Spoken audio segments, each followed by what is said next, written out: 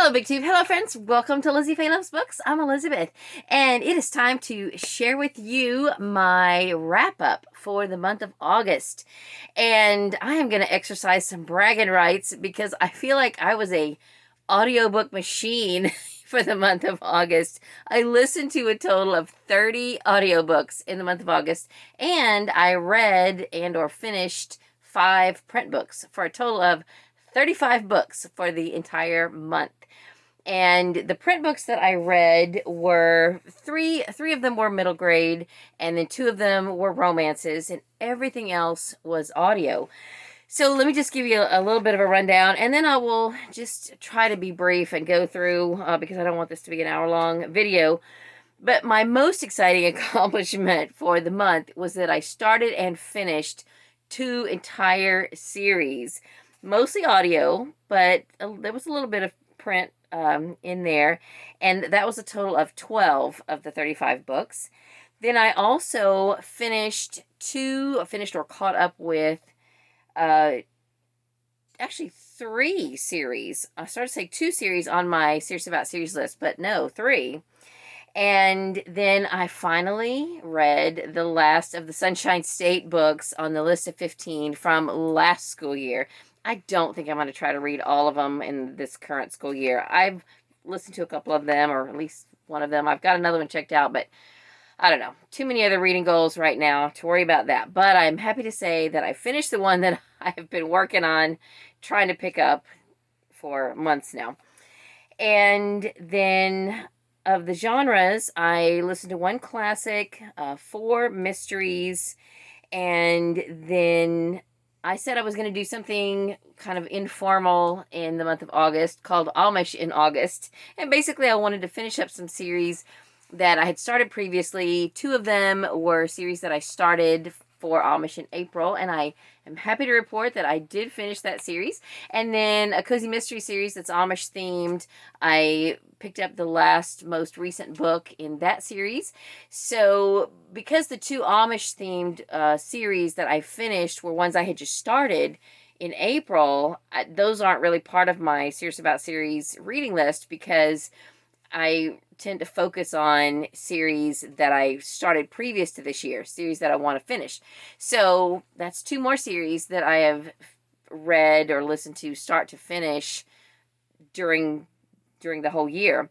In fact, I have kind of started a running total, and I'm just overachiever enough that I might just go for a whole list of 20 series that I've started and finished in the whole year. Some of them are going to be rereads for the More Montgomery Challenge, but I don't know. I think I'm up to around 10 or 12 maybe for the year. A series that I've started and finished already, and I'm on track for a couple more. I don't know. We'll see how that goes. I don't need to brag too much, but I'm kind of excited about that. So then I mentioned Amish in August. I read a total of 9 Amish books from 3 different series. And I also listened to 5 books for book club, library book club. Now, some of them were from my regular library book clubs that I'm a part of that go all year. But we also had a special summer book club that we had a book for June, one for July, and one for August. So I finished the one for August, yeah, because I had finished the one for July already in July. So, yeah, so I have 4 book club books for my regular book club, because I was reading ahead on a couple of these, and then the one for the summer book club. And then, so that kind of covers all 35 books. Now, some of my other overlapping categories. Of the 35 books that I read or listened to, 20 of them were faith-based, Christian-themed, underlying Christian-themed books. Of the 35 books, 13 of them were library books, and 22 of them are books I owned. Now, of the 22 books I owned, most of those I listened to on audio, and I did borrow the audio books from the library, but I'm not counting that as, part of my, even if I borrowed the audiobook from the library, if I own the physical book, that's that's what I'm doing. So I own 22 books that I listened to or read in print. And so let's just get started. The goal or the accomplishment I'm more excited about than anything is the fact that I started and finished 2 different series. So let me just share those with you. Sarah, the Bookish Knitter, announced that she was bringing back the Create Your Own Readathon for, it was the weekend of like the 20th, 21st of August. Well, if you know anything about Hoopla, you know that you can borrow whatever you have left for the month. You can borrow at the end of the month, and you've got 21 days. Any Hoopla borrow, you have 21 days. So that means if you borrow a lot of stuff at the end of the month that you didn't use during the month, you've got till the 21st. And so I said to her, oh, that's perfect, because I need, usually always around that time, I am trying to binge everything I have left on Hoopla. So I had checked out all 4 of these books. I did listen to the first one in the series on Thursday, and then Friday, Saturday, Sunday, I listened to the other 3. So I finished all 4 of these in a 4-day period, and they were great. And then I even, for the Create Your Own Readathon, because it was a Dog Days of Summer theme, I picked up another one of the other series I read start to finish because it has a dog on the cover, and I listened to it also. So really, I did listen to 4 books during the Create Your Own Readathon. So this is a series by Catherine Palmer and Gary Chapman. I didn't even know it existed until last year before. I found 3 of them at a thrift store when Katie was at a color guard class, or a color guard meet or workshop, whatever.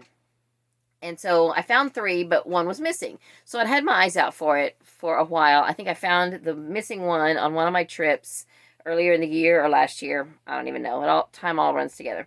So it's called Seasons, the 4 Seasons of Marriage, I think. And it is basically a Christian series. It's about a town. There's lots of quirky characters. This is set near Lake of the Ozarks in Missouri. It's a small town. The characters are great. It's a lot of fun. It's not quite as endearing as Mitford, but, if you like Mitford, you will probably enjoy this.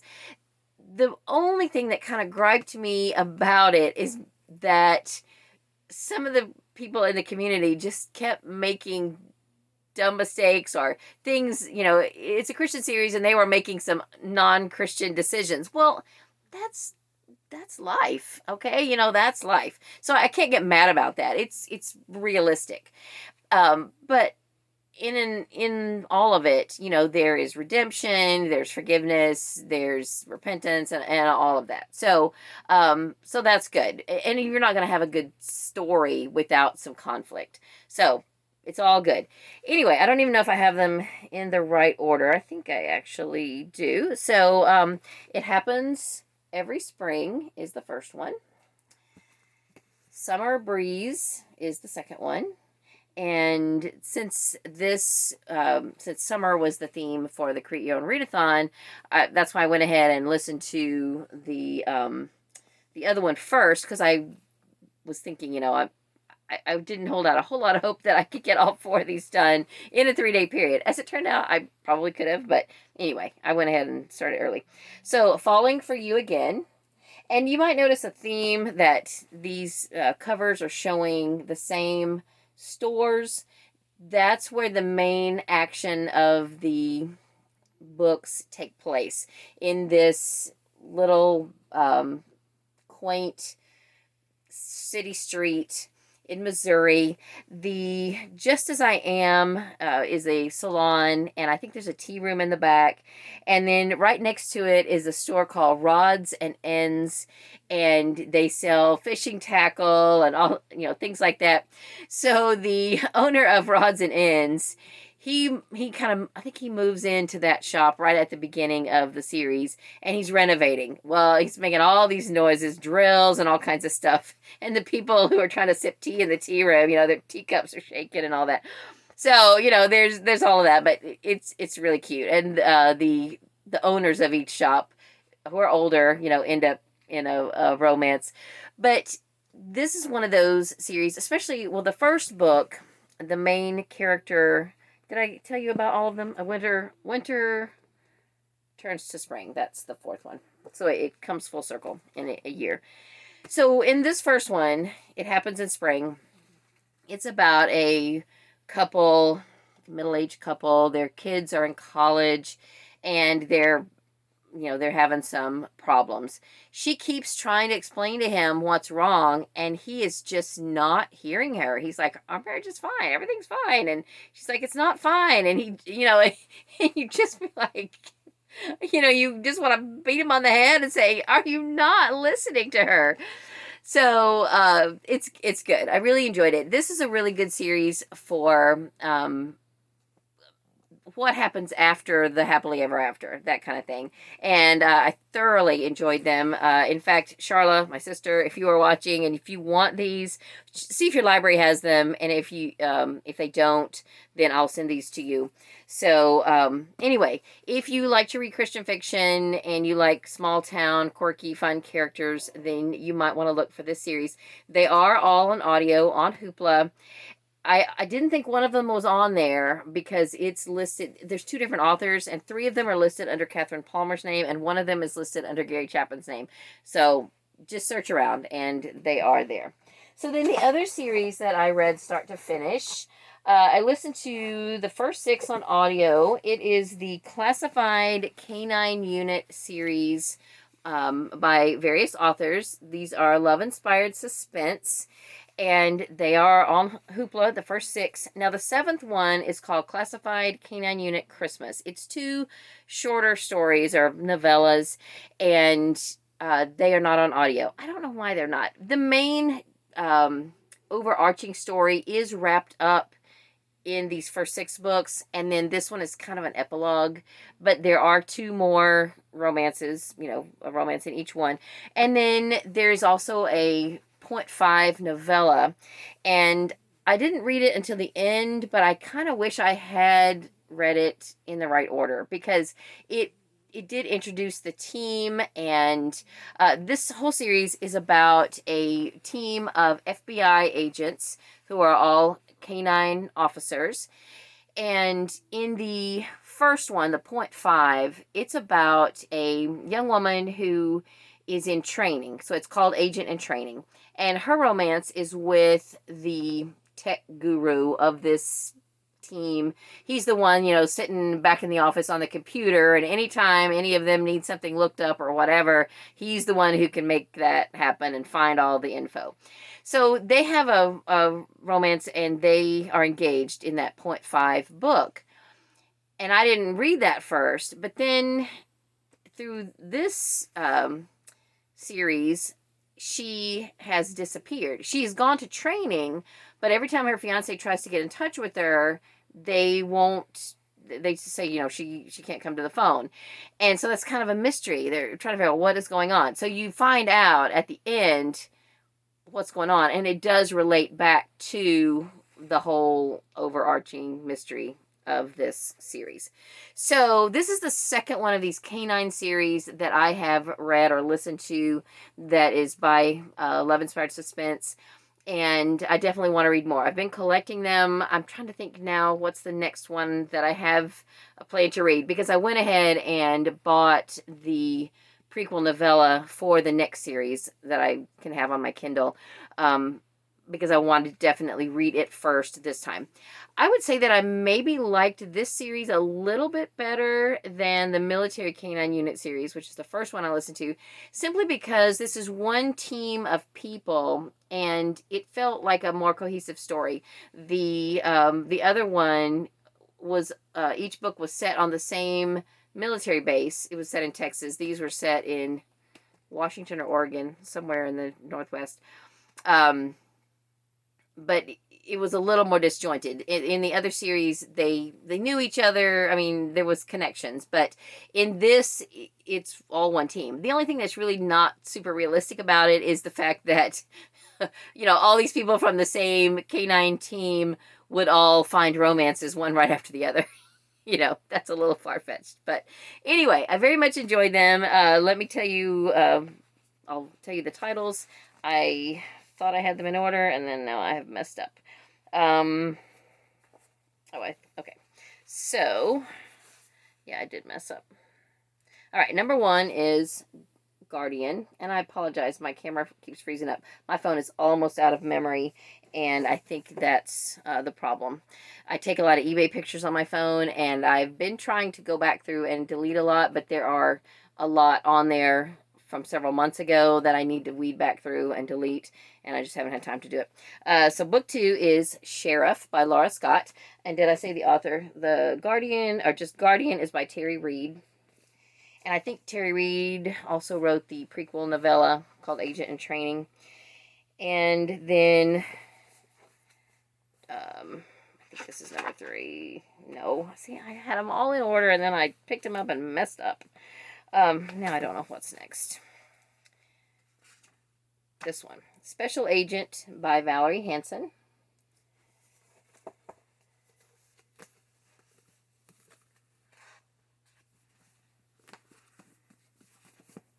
Bounty Hunter by Lynette Eason.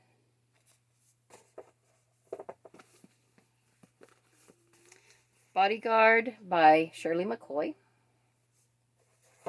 And Tracker by Lenora Worth. So at this point, the main overarching mystery and crime has resolved. But then, like I said, this Christmas novella, there's 2 novellas in here. It's kind of an epilogue, and the stories in here are called A Killer Christmas by Lenora Worth and Yuletide Stalking by Terry Reid. So I let, when I got the ebook of the prequel novella, and I was going to let Alexa read it to me, but I would have had to have reconnected all that, and I ended up just listening to it text to talk, or whatever, the text to talk feature, which is not the best, but it was 60 pages, so it was fine. Okay, let's do the mysteries. So at the very beginning of the month, I finished Speaking from Among the Bones by Alan Bradley. This is book 5 in the Flavia de Luce series. I had started this previously, in the month previous, and so I finished it up within the first couple of days of the month. And I picked up the second book in the Mrs. Pollifax series called The Amazing Mrs. Pollifax. It's by Dorothy Gilman. And I used this for the Kill Time with Cozies scavenger hunt. We needed to find a book with yellow on the cover. And so there is a little bit of yellow on this cover. And I had to go with that. And then I didn't think I was going to be able to get a physical copy of this from the library, because this just came out not too long ago. Argyles An Arsenic by Molly MacRae is book 5. It's the most recent book in the Scottish Highlands Bookshop mysteries. It takes place in Scotland. The premise is that some Americans, a couple of Americans, mother and daughter, have come to Scotland, bought a bookshop, and they have another co-owner, I think. And they are running this bookshop and finding themselves in the middle of various murders. Okay, then let me go ahead. Okay, well, let me segue into Amish books then, because I don't have a physical copy, but the other mystery that I listened to, I will put a picture here. It's Peanut Butter Panic by Amanda Flower, and this is the most recent book in the Amish Candy Shop Mysteries. It is, I'm not even sure what number it is at this point, but this has been such a fun series. There's also a spin-off series, the Amish Matchmaker series, and there was another Amanda Flower book that I had talked about possibly reading that I can't get on audio, from the Appleseed Creek Mysteries, but I did not have a chance to pick that up. So this was the only Amanda Flower book that I got done for the month. But then I also listened to several other faith-based Amish books. The first series I finished is by Beverly Lewis, and I think I have these in the right order. I had read or listened to the first 2 books in the Abram's Daughters series in April, so I picked up the last 3. I own these physical copies of these. The Sacrifice is book 3. The Prodigal is book 4.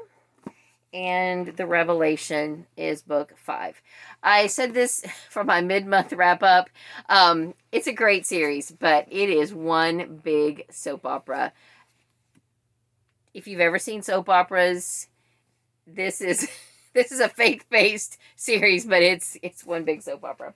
And then I had only barely started the Daughters of Promise series by Beth Wiseman. I had listened to the first one in April, so I listened to the other 5 in this series. I own 4 of these. I didn't pick up the last one until just recently. I found this at my friend's flea market bookstore. I don't know if I have these in the right order. I think I do. So book 2 is Plain Pursuit. Book 3 is Plain Promise. If I have these out of order, it will be this one. I think this is book 4.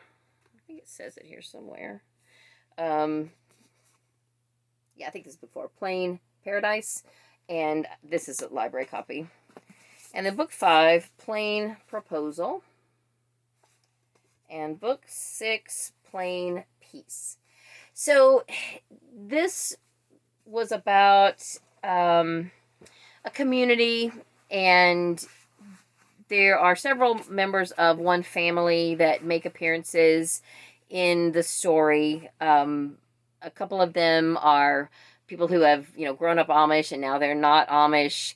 A couple of people did not grow up Amish and now are, and or people who grew up. There's one character who grew up Amish and left the faith and now has come back. So it's a mix of people, and I thought it was very good. I had prior to this only read or listened to some short stories by Beth Wiseman, and I really did enjoy this.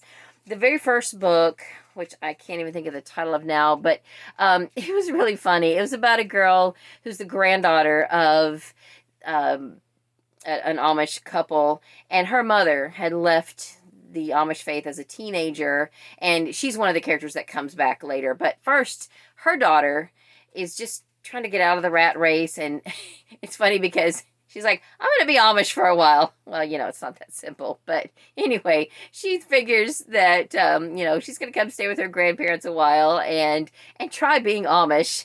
And she does end up staying, falling in love with the widower, and actually does to stay. She now they make a point here because there's some movement back and forth of people either leaving the Amish faith or coming back.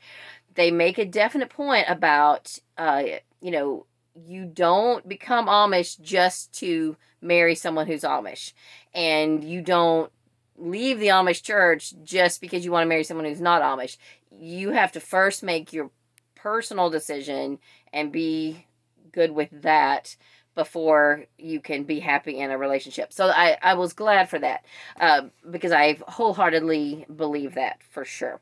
So anyway, this was a good series. I enjoyed it, and now I can move those books out of my off my shelves.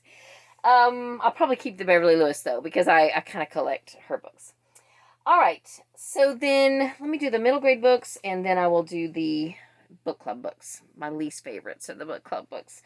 Oh, and I have 2 romances. So at the beginning of the month, this is one of my Serious About Series lists, or this is on my SAS list. This is the very last book in the Welcome to Tyler series. It's called Love Knot by Marissa Carroll. I have been buddy reading almost this whole series with Mandy, the Night Owl, and we were so excited to get this done. We read 2 books in the month of July and then the last one in August, and we're talking about buddy reading something else. In fact, she is reading the Daughters of Promise series. I told her I was going to be going through it kind of fast on audio, and she's reading them in print, I think. But since we have an open communication where we chat about books, then, we're going to chat about those as we go along. But we may still buddy read something else in the future. Anyway, Welcome to Tyler is an old Harlequin series. It was published in the 90s. It's about a fictitious community of Tyler, Wisconsin. And the overarching story is a 40-year-old murder. There's a body that's found in the first, during the course of the first book, and there's a mystery throughout the whole series as to who that is, and then when they find out who it is, then they have to figure out who murdered this person. And I enjoyed it a lot. There was quite a few characters. I mean, it's 12 different romances, 12 different books in the series, and all are people from the community. So I thought it was good. I didn't love it. It's not like, the best series ever, but I did enjoy it, and I'm glad that I read it. And it's not nearly as quilt based as the covers would lead you to believe. Then another series that's been on my Serious About Series list, maybe up to this point, I didn't really love this. It was okay. I think I probably did like it better than a couple of them. This is Sugar and Salt by Susan Wiggs. It's the 4th book in the Bella Vista Chronicles. I didn't like The Apple Orchard at all. I liked Lost and Found Bookshop okay, and then I went back and read Beekeeper's Ball, and it was and this one was okay. It started out really good. The problem is that there's some triggery issues that I just don't like reading about, because I have my opinions about them, and I just don't like reading about them. I don't find that fun. So if you want to know specifically, I can tell you, but just know there are a couple of triggery things, and I liked it okay, but I don't like getting political. I don't like when, the author is trying to, throw in their political views and their morality views. And, but, I shouldn't say that, because I don't mind it when it's my own views. I'll just be frank. And yeah, there's some views in here that I don't see eye to eye with. And I shouldn't let that bother me, because we all have different views. All of you out there watching me, I know you don't have the same views about things as I do. And, we are all humans, and we can agree to disagree. I just don't like reading about it. That's really what it boils down to. Okay, middle grade. Well, this one is considered a children's classic, but I think it's kind of debatable as to whether or not it really was written for kids. I mean, I think all the adults ought to read this too. This is really just, anyway, let me tell you what it is. Black Beauty by Anna Sewell. It is the only book published by this author, and she wrote it late in life. I want to recommend Elizabeth Tyree's video where she did a biographical video about her. We read this for the Children's Classic Book Club that is hosted by Elizabeth Tyree, and each month she does a video biography of the author of the book that we're reading. And she mentioned in her video that Anna Sewell wrote this because she felt so strongly about cruelty that was done to horses, and she did a great job. It's a beautiful book. It's tough. Horses, and really all animals that work for a living, they can suffer some horrible things at the hands of humanity, and this was good. I did really enjoy it. Okay, then my Penderwicks book for my read-along, we read Penderwicks in Spring. This is by Jeanne Birdsall, and I really enjoyed it. This takes place several years after the 3rd book, and then I've already started the 5th book. It starts out several more years after this book, but I love them. There are... as I'm going through again, I'm being reminded of a couple of little things that I don't love about them. And the one I'm currently reading right now, I think, has a very unsatisfactory ending. But still, the series overall is very enjoyable, and I would recommend it. And if you have read any of them and want to jump in with the read-along, then there are discussion threads on my Goodreads group, Lizzie Faye's Comfy Corner. So then I am happy to say that I finally finished Hatch by Kenneth Oppel. I talked about this already in my TBR videos, because we are going to try to go ahead and get the 3rd book read in this series. This is a middle grade horror. It's basically futuristic. In the beginning of the 1st book, which is called Bloom, there are these seeds that are raining down from the sky, and when the seeds embed themselves in the earth, then these horrible plants that people eating plants come up, and then there's a lot of other things going on too. But it's interesting, and it's not my favorite kind of dystopian, but it's compelling. It is more on the horror side of things, which is not my thing. But the first book was a Sunshine State book last year or year before, and so that was why I read it. And because I'm a finisher, and Donna suggested that we go ahead and read it, and I was like, okay, let's do it. And then the last Sunshine State book from this past school year that I needed to read, which I loved. I flew through this in like 3 or 4 days, which for me is flying. I know a lot of y'all could just sit down and read this in one day, in one sitting, but I'm not that person. Cleo Porter and the Body Electric by Jake Burt. This was a futuristic, dystopian type of utopian, dystopian kind of book. And if you've ever read Wool by Hugh Howey, this is kind of the middle grade, scaled down version of that. And I'll just leave it at that. I enjoyed it. I looked to see if there were more, to see if it was a series. I would love to read a sequel to this. Okay, I think that's everything except book club. I'm just going to go through these. I didn't love any of these. I'll just tell you what they were. If you want to chat about them in the comments, let me know. The Midnight Library by Matt Haig. The Mother-in-Law by Sally Hepworth. This one was for the summer book club because everything was water themed. Something in the Water by Catherine Stedman. And then I mentioned these at the beginning of the month because I read them back to back. Talk about 2 books with no-win situations. I was getting so like, by the time I got to the second one of these. We Were Never Here by Andrea Bartz. And then Hour of the Witch by Chris Bajalian. This was very compelling. It was about a woman in, I guess, the 1600s, Puritan woman accused of being a witch. So, of all of those 5, I would probably recommend that one the most. And, but yeah, talk about a no-win situation. Wow. So I was just about to finish editing this video, and I realized I had neglected to mention Berna's Bookish Bingo.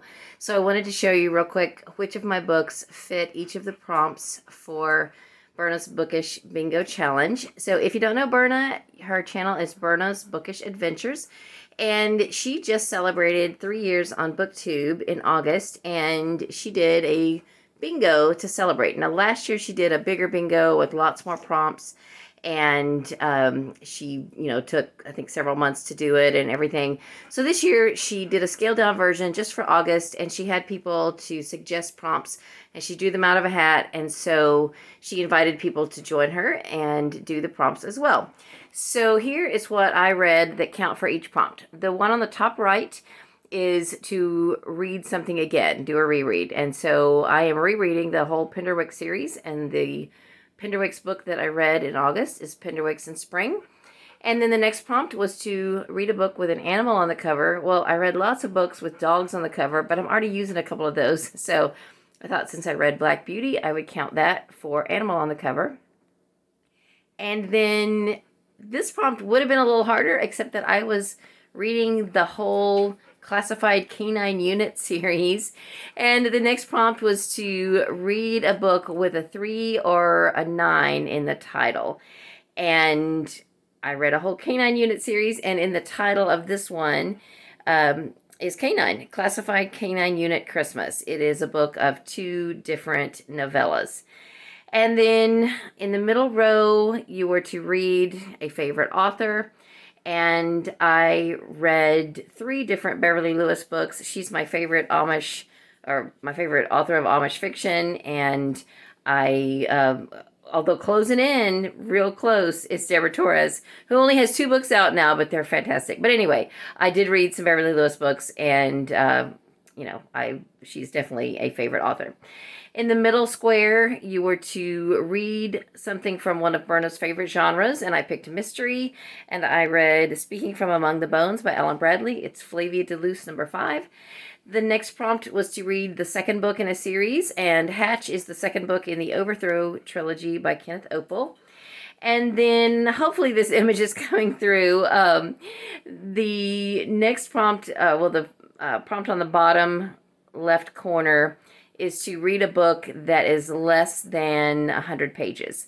And I read the novella for the Canine, Classified Canine series, which is Agent in Training, and it was 60 pages on ebook. And since I don't have a physical copy, I am doing my best to put an image in here. Hopefully it's working.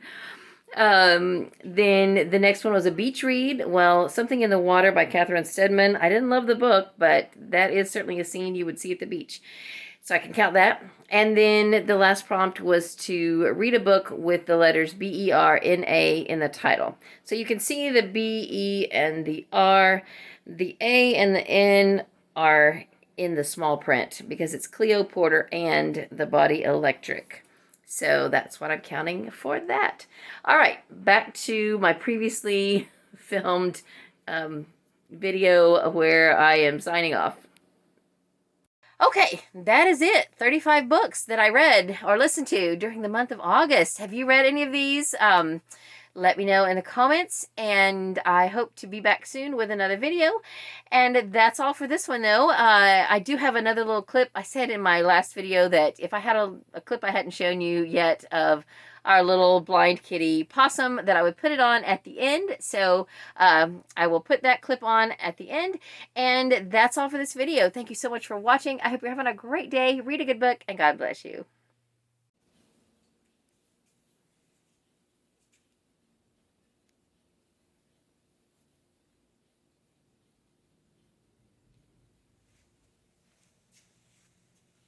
Possum, what you doing? How'd you get in there? Are you playing? Are you playing? Oh my goodness.